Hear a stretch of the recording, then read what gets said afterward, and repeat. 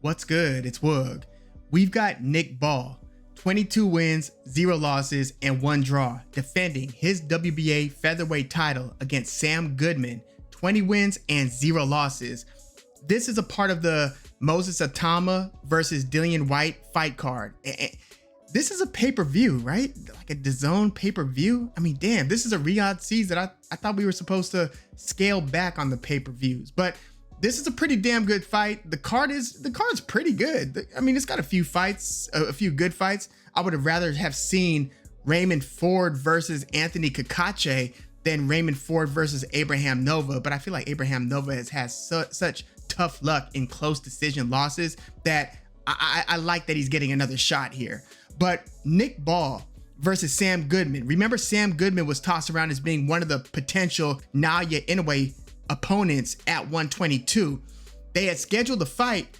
Sam Goodman had to pull out because he recut his eye. So he had to pull out, and they had a late replacement for Naoya Inoue.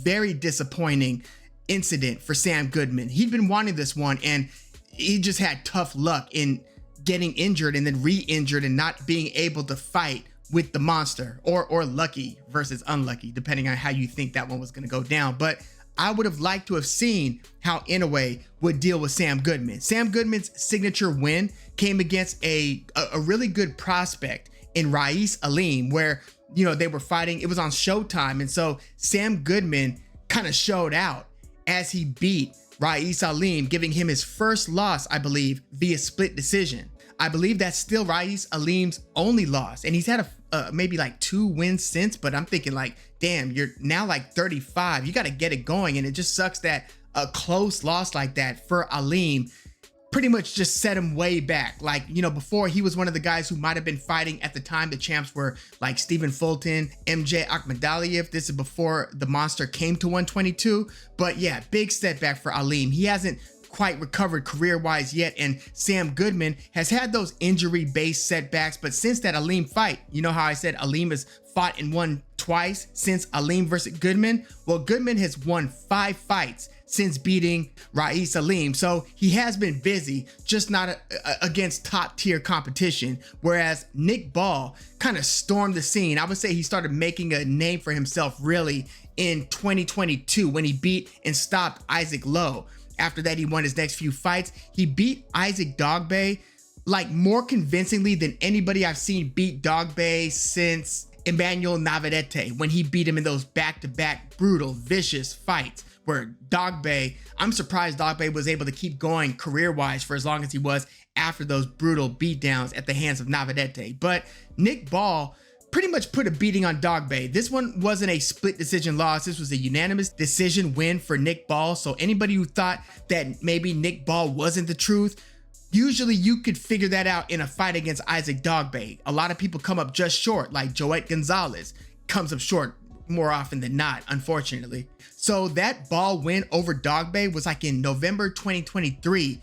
Dogboe hasn't fought since. I'm wondering whether we will see Isaac Dogboe fight again. But yeah, that was a very impressive win for Nick Ball. And then he challenges Ray Vargas for the WBC featherweight title. I think that this was on the Anthony Joshua versus, I want to say, Francis Ngannou undercard. So this was a Riyadh season fight.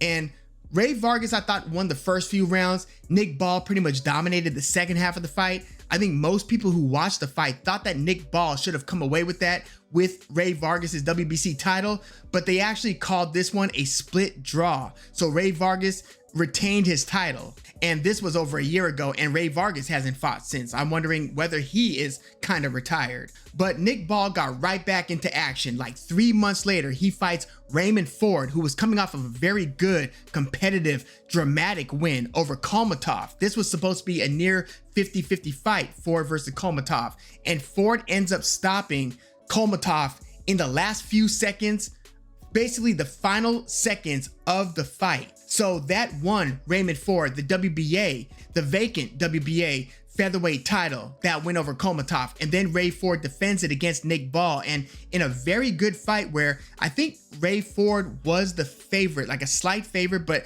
I looked at that as being a very competitive fight because we had seen Nick Ball do so well against very good fighters, Dogboe, Vargas. In fact, there were more questions for me with Raymond Ford because he has struggled so much with Edward Vasquez, who's proven to be a pretty damn good fighter. Raymond Ford was awarded that win, but a lot of people thought that Edward Vasquez deserved that win, including myself. I thought that that was kind of a robbery there. But Raymond Ford pretty much restored his reputation as a young, hot prospect who's now a champion when he beat Kolmatov. So there was a lot of reason to think that Raymond Ford could handle Nick Ball. And again, I think he was actually the slight betting favorite, but Nick Ball actually beat Raymond Ford via split decision.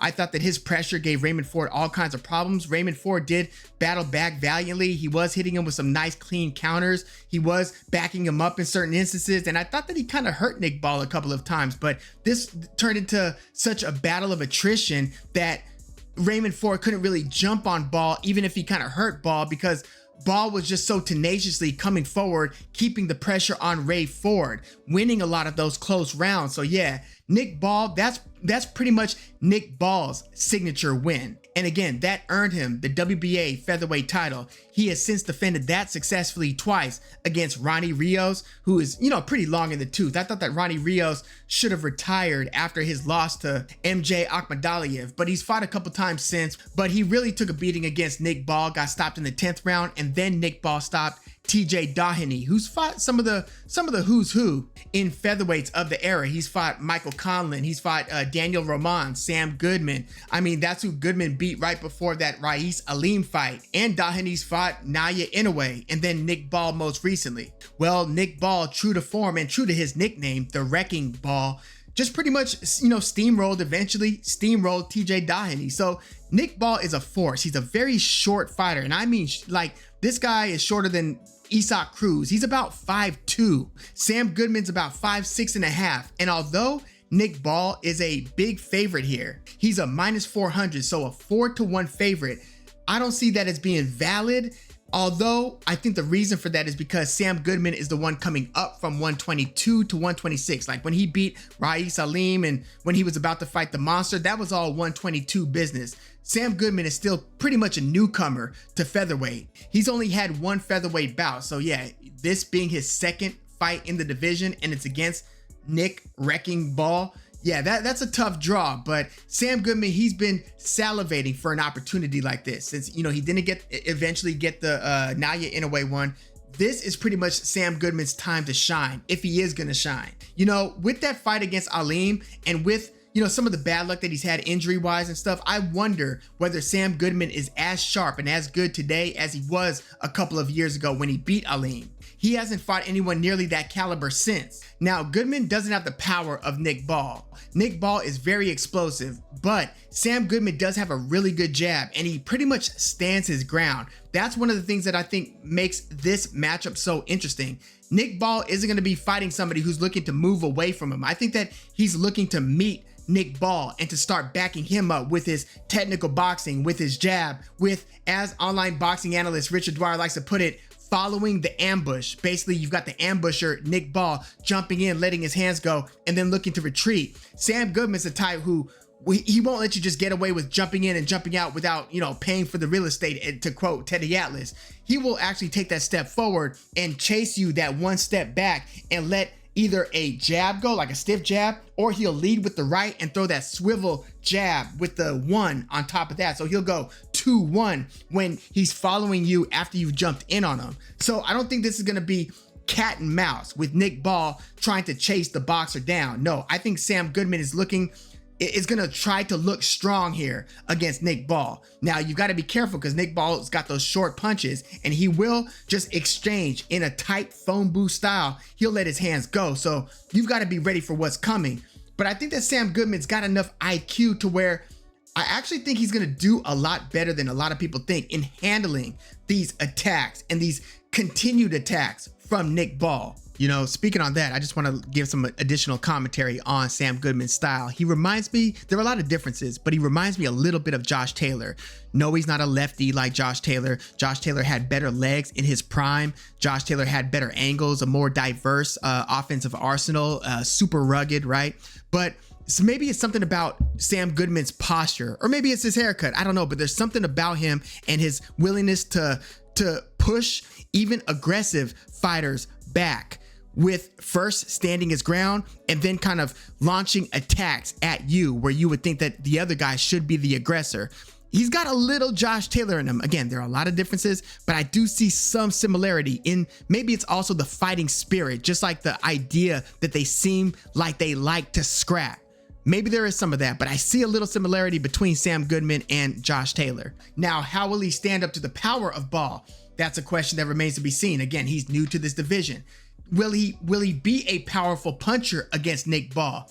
Well, if you're placing your punches correctly and timing them well and landing cleanly, you don't need to be a brutalizing puncher to hurt somebody. And I've seen Nick Ball buzz and kind of hurt in multiple fights. It'll also be interesting to see how Sam Goodman handles the angles, having to kind of punch downward at Nick Ball, who not only is short, but stays pretty low too. So you gotta be, you gotta be throwing pretty low while defending yourself against this shorter guy coming in on you and exploding upward. Now, Rais Salim is an explosive puncher. He's pretty unorthodox. He likes to ambush a bit himself and he's got quick hands. Sam Goodman was able to neutralize some of that. So I actually think that he's gonna have some success here against Nick Ball. One concern that I do have is that scar tissue around his eyes. If this ends up being a pretty rugged fight, or if they start clashing heads because you've got Nick Ball jumping in and they just have a lot of those body to body, head to head types of encounters, I could see a cut opening right back up, and then that would be bad news if Sam Goodman then can't really see Nick Ball. That changes a lot. But I think that this is gonna be a really close fight, and I was so close to going with the underdog here. And sometimes I don't go out of my way to pick the underdog, but when there is an opportunity and I'm like, wait a second, these odds don't make sense because of such and such. Like when I think Murat Gassiev was a favorite against Otto Wallin. I'm like, Gassiev, what has he really done at heavyweight and against who? Otto Wallin, yes, he looked terrible against Derek Chisora recently, but he was the better boxer between the two. And I'm like, what, unless Gassiev just smokes Otto Wallin, I could see Otto Wallin winning most of these rounds. And so I went with Otto Wallin, the underdog. I bet on that fight and the underdog hit.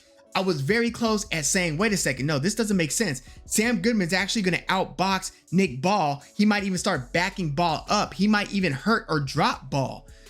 I came this close, and he still might drop Ball, but I think that Nick Ball's actually going to win a very close decision. Like, I wouldn't be surprised at a draw here where Nick Ball retains his title, but Sam Goodman's stock rises. I think this is going to be a pretty action-packed fight. I mean, just about every Nick Ball fight is going to be an action-packed fight. And Sam Goodman isn't he's not a negative style fighter where he's reducing the exchanges, trying to get out of a volatile bullets are flying type of fight. No, he again likes to stand his ground and likes to find ways to neutralize you and to use his sharp boxing to start backing you up. Something's got to give here, and I think Sam Goodman's going to win some rounds, but I think that Nick Ball's ultimately, with his punch volume, with his sometimes reputation matters when judges are judging a fight, I believe. Like when we just saw, what was the one? Oscar Duarte versus Kenneth Sims. Since Oscar Duarte had the reputation of being the bigger puncher, I feel like if they were to land an even amount, that Oscar Duarte would be credited more so because we're assuming, oh, he's landing the bigger, more meaningful punches. So I think that even if Sam Goodman is able to match Nick Ball's landing volume, landing percentage, or even exceed it, I think that Nick Ball might get the love from the judges because of the reputations, because of the idea that, oh, if Nick Ball is landing, he must be hurting Sam Goodman, whereas Sam Goodman isn't doing much to deter the attack of Nick Ball. We might get some of that confirmation bias. I'm gonna go with Nick Ball to win a close, razor-thin decision. Not that he won't deserve it, but I think that this is going to be a really could go either way type of fight. I think that Nick Ball's raw aggression is going to be awarded here. But I think that, again, Sam Goodman is going to look effective in at least in a lot of moments, neutralizing Nick Ball's attacks and even backing Ball up a bit. But I'm going to go Nick Ball to win a split decision type of win. Let me know your thoughts on this one in the comments. I really like this featherweight fight, and I've been saying I hope we get some unification fights, but we never seem to get that at featherweight. I hope that with more Turki Al-Sheikh involvement, we can get some title unification at 126. But let me know your thoughts here in the comments. Like the video, subscribe to the channel if you are into the fight talk. I'm Woog. Thanks for tuning in.